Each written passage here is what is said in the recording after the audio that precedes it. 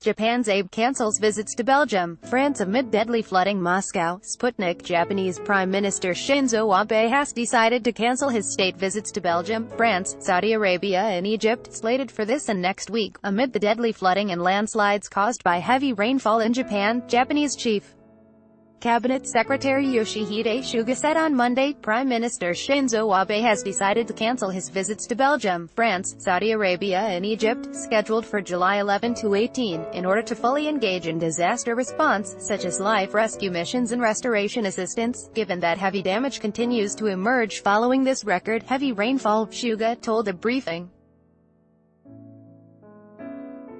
Meanwhile, the EU-Japan summit, initially scheduled to take place in Brussels on Wednesday, has been cancelled in the light of the deadly floods and landslides, and the European Union expressed readiness to move talks to Tokyo next week, according to the EU Council President Donald Tusk. Earlier in the day, Japanese media reported that the death toll in the disaster had reached 112, while 78 people remained missing. The Japanese Prime Minister was expected to attend the signing ceremony of the Economic Partnership Agreement (EPA) between the European Union and Japan in Belgium, as well as to hold talks with French President Emmanuel Macron in France.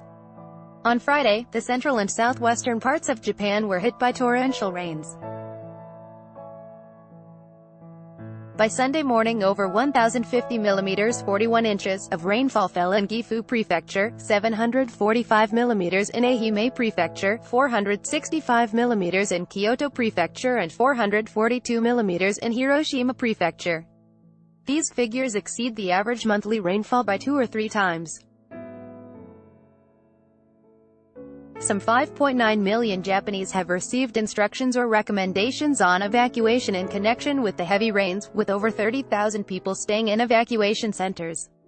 The Japanese Meteorological Agency has warned about a threat of new flooding and landslides. Earlier in the day, Abe held a meeting with the governor of Ehime Prefecture, which has the second highest death toll caused by the flooding, and pledged to consider a set of possible financial measures to assist the disaster-hit region.